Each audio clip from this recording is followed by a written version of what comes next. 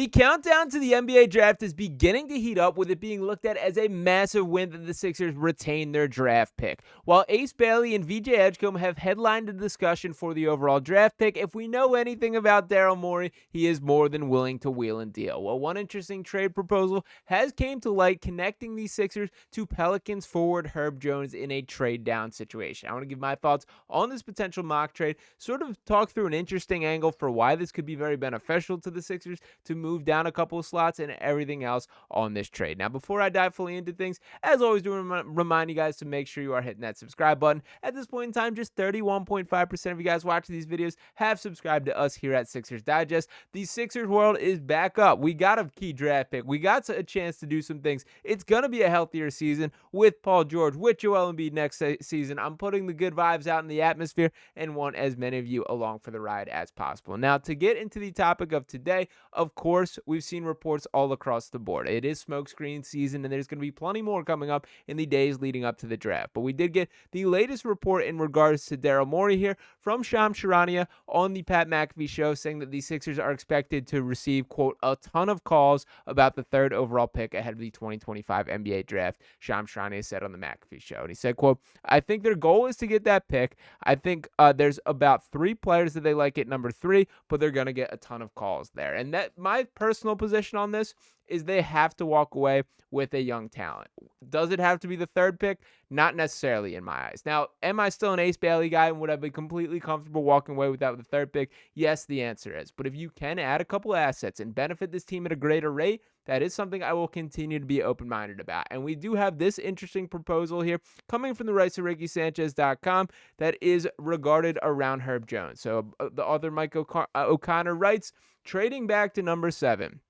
Now, we have to start to enter the range where teams have some useful talent that could help the Sixers win now. Here's probably my favorite trade back out of all of these. The Pelicans get the number 3 overall pick and Kelly Oubre Jr. The Sixers get the number 7 overall pick and Herb Jones. And he writes up, with the Pels in purgatory and a Zion trade potentially incoming, they have little use for Herb Jones. Trading him in order to land a potential franchise cornerstone as they start what might end up being a short rebuild makes a lot of sense. On the open market, I say Herb is probably worth 2 first-round picks. Given that trading back from 3 to 7 is likely worth more than just 1 first-rounder, and that Oubre has some value as a useful player on an expiring contract, I'd consider this a pretty fair trade.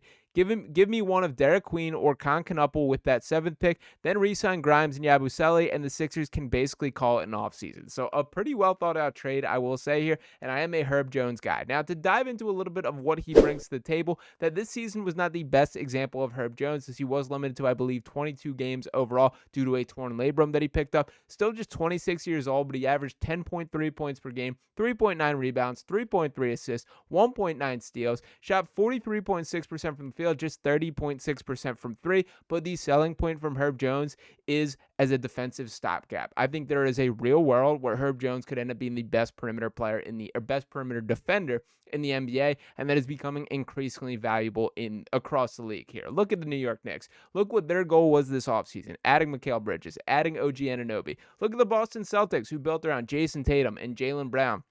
You're going to need guys to stop those players. And yes, Paul George is helpful. I think Kelly Oubre Jr. is a better defender than he gets credit for, but neither one of those guys are Herb Jones here. Now, the other part that I did want to bring into things here is sort of the financials of it. Now, I don't need to get too deep in the weeds here, but one thing to note is that every specific draft pick has a specific dollar amount assigned. Now, with the Sixers in this current state, which is rare for a team drafting as early as they are, they don't have a ton of money to play with. That last season was their all-in push. Signing Paul George, of course, the Joel Embiid extension. Tyrese Maxey got his max deal. Let's not forget about all these factors here. And, of course, other pieces of the puzzle. Quentin Grimes going to need to be re-signed this summer. That's more money coming in. And to take a peek at the overall cap space here, it isn't the most roomy, I guess, cap sheet to look at here. That overall already over the salary cap here, and really the numbers that are to pay attention to are those first and second aprons. And again, I'm not going to dive too deep in the weeds here, but that second apron number, which you can kind of see in that bottom portion of this,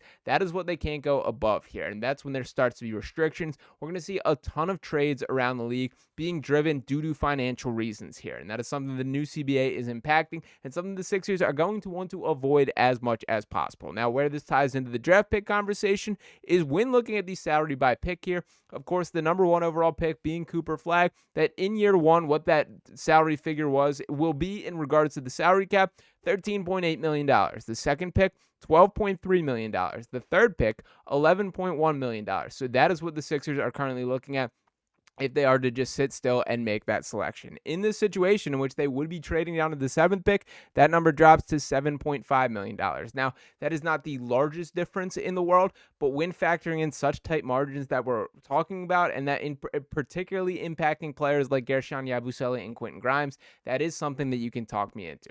The fact that they stick in these first round and getting the seventh pick in this type of mock trade, that's something you can sign me up for. It is important to me for the Sixers team to walk away with a rookie, a guy that can be a foundational piece, a part of this next youth movement, but you can kind of check both boxes with a deal like this. I think Herb Jones can come in and compete and contribute right away while beginning to build this next era of Sixers basketball. You already have Tyrese Maxey. You already have Jared McCain as hopefully two foundational pieces. With this draft pick, I want a third guy in there. If that is Derek Queen, if this is Con Kneppel, could it be Trey Johnson there still at 7? Those are guys that could fit that bill. And don't overlook a guy like Quentin Grimes, who's still just 24 years old. Justin Edwards, who I do think is going to be a key part of this Sixers team in the future. And Herb Jones at age 26 could still be a part of that. That is the type of perimeter defender that I think could change the ceiling of this Sixers team. Now, to dive a little bit deeper into Herb overall, that he has spent 4 seasons in the NBA to this point. As I mentioned, just 20 games played last season due to the torn labrum that he did sustain. And the Pelicans are in a bizarre place as an organization, first off, so it is tough to gauge where kind of their outlook is. When that team is complete and healthy, they're a damn good basketball team. They're a borderline playoff contender there. But that just has not come together. Zion Williamson will be entering year 7 in the league and has yet to play any real playoff minutes. That is not acceptable there and a really tough spot to be as an organization. For all the critiques of Joel Embiid from an injury standpoint, that is a guy who has battled through it and at least given you flashes, given you moments. For Zion, we have none of that yet. And I think the moment that encapsulates this more than anything is that play-in game in which he popped his hamstring last year. That was the best game I've ever seen Zion Williamson play, certainly at the professional level. Pops off. I think he finished with like 39 points, had a double-double, was unbelievable, going toe-to-toe with LeBron James. And then the hamstring goes right before overtime. And the Pelicans ultimately are unable to punch their ticket through, and we never see Zion again in the playoff setting. That's just depressing, man. And it does really suck because I still believe in Zion Williamson as a talent, but he's another guy who I don't think has taken the necessary steps to prepare his body. And as an organization, how often do you keep running this back? If you're the New Orleans Pelicans, can you believe in this vision, or is it time to take a swing and try and get up to the third pick to get another potential franchise cornerstone? That has to be the discussion that they're having within the walls of that building here, and that is why I do think that there is a possibility a player like Herb could shake free. Now, to address a little bit more about him as a player, you can see the three-point percentage certainly dipped this year at 30.6%. But look at the season prior, which there was a larger sample size. He played 76 games, 30.5 minutes per game there, 30.5 minutes per game. He shot 41.8% from the perimeter from beyond the three-point arc there. That is really impressive numbers on an okay sample size at 3.6 per game now.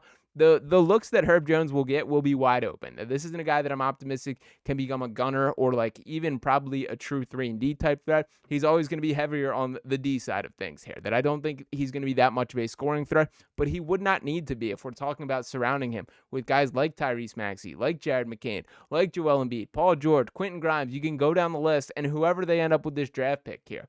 This is the type of trade, the rare one that can get me to sign off here. In general, and still is important to me in this case, you have to walk away with making a top 12 selection to me. I would not go any deeper than 12, and frankly, I would prefer it in the top 8.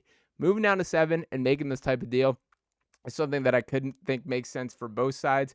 I do think Herb Jones would be an excellent fit here in Philadelphia, a guy that could basically be a more polished and better version of Kelly Oubre Jr. When you think about what he brings to the table defensively, the niche that he's found in the dunker spot, just what like a high-level perimeter defender he is once again.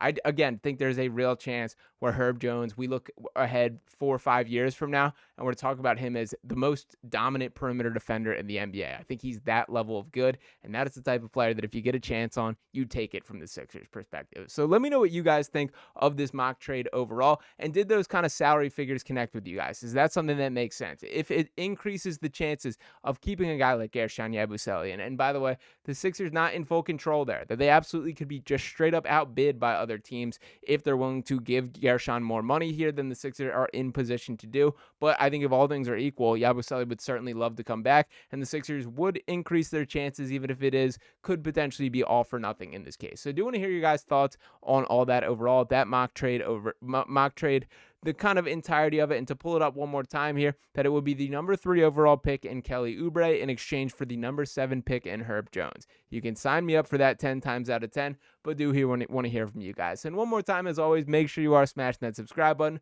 Again, 68.5% of you guys watching these videos have not subscribed to us here at Sixers Digest. It is going to be a busy offseason with a lot of exciting stuff to get to, so I want as many people a part of this as possible. Make sure you're hitting that button, dropping a like on this video here, any comments you have below. I'll be back talking with you next time. Peace.